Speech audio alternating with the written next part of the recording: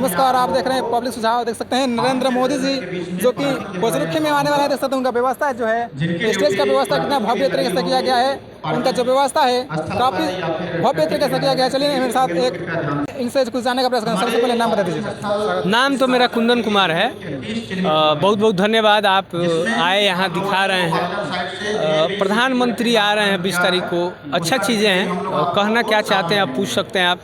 जैसे 20 तारीख को श्री नरेंद्र मोदी यहाँ पर पोचरुखी में आने वाले हैं, तो उनका क्या आपके मन में क्या विचार है? देखिए, वो देश के हमारे यशस्वी प्रधानमंत्री हैं। विचार तो उनके प्रति हमें सम्मानित है, हमें बहुत प्रफुल्लित हो रहा है कि इस सारण की धरती पे, सारण प्रमंडल पे आ रहे हैं। और सारण ने जिस तरह से उनको भी प्यार दिया है, ये काफ़ी गौरवान्वित होता है हमें। और प्रधानमंत्री भी बिहार के सारण प्रमंडल, जैसे छपरा, सिवान, गोपालगंज जब आता है तो इसमें 4 लोकसभा में चारों सीट बीजेपी को है। हाँ, मतलब गठबंधन के साथ जेडीयू और ये लोग जो हैं उन्हीं के पास है। तो एक सोचिए कि पूरे प्रमंडल में 4 सीट लोकसभा का है और चारों प्रधानमंत्री के खाते में है। तो इससे बड़ा खुशी क्या होता है? प्रधानमंत्री को भी खुशी है, इसीलिए इतने बड़ा जनसभा को किया जा रहा है। और आप लोग लगातार अच्छे चीज़ दिखा रहे हैं और हम लोग खुशी हैं। अच्छा है, देखने का प्रयास करेंगे। अब आप जो दिखाते हैं और कहते हैं, इस पे हम लोग यही सोचते हैं।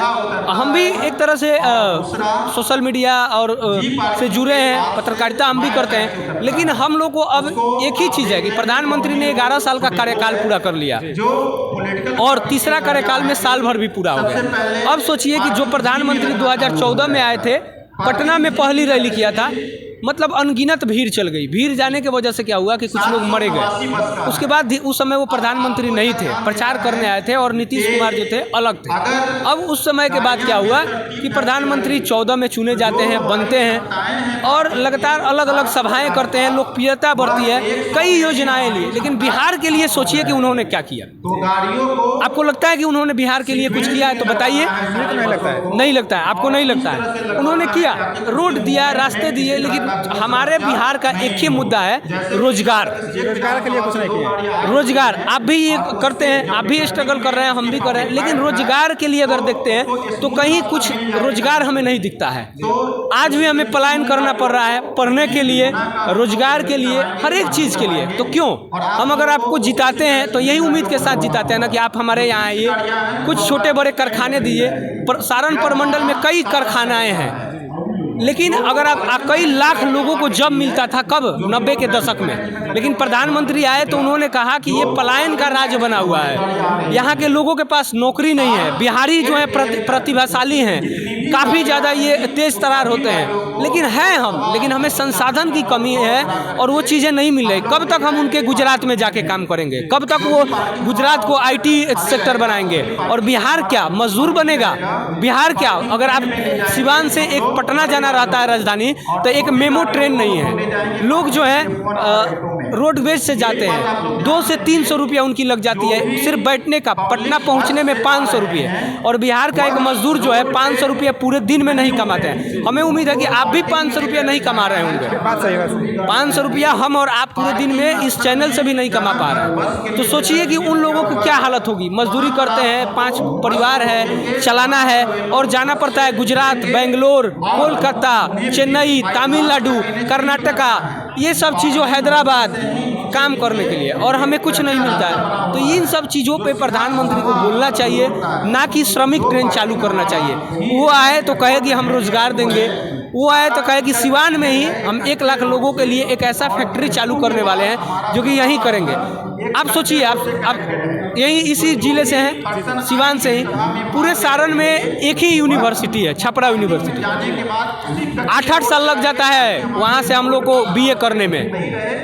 ये स्थितियाँ हैं। तो हम लोग जाते हैं गुजरात पढ़ने के लिए, पटना पढ़ने के लिए, सारे बिहार के। तो इन सब चीज़ों पे बात करें, एजुकेशन पे बात करें, स्वास्थ्य पे बात करें, इन कल कारखाने पे बात करें। हम ये चाहते हैं, ना कि जो प्रधानमंत्री की यात्रा में जो लोग आते हैं घुसला फहला करके, उन पे वैसे नहीं आए। वो जब आए, हमारे जो भी हो, हमारे पिताजी हो, हमारे घर के लोग हो, हमारे गाँव के लोग हो, हमारे क्षेत्र के लोग हो, एक ही लोग बोले कि हम चलेंगे, 500 रुपया लेके सभा में नहीं जाएंगे, हम जाएंगे जब हमारे बच्चों का रोजगार के बारे में वो देंगे। इन सब चीज़ों पर बातें होना चाहिए। हम लोग ये चाहते हैं, स्वागत है, वेलकम है, हम लोग करने के लिए तैयार हैं, आप तैयार हैं, हम तैयार हैं, और हमारे यशस्वी प्रधानमंत्री हैं। लेकिन हैं तो बिहार, हम गुजरात जैसा नहीं बनने का प्रयास कर रहे हैं। हम चाहते हैं कि गुजरात के इक्वल हो जाए, वो जैसा है हाँ वैसा हमारा बिहार है।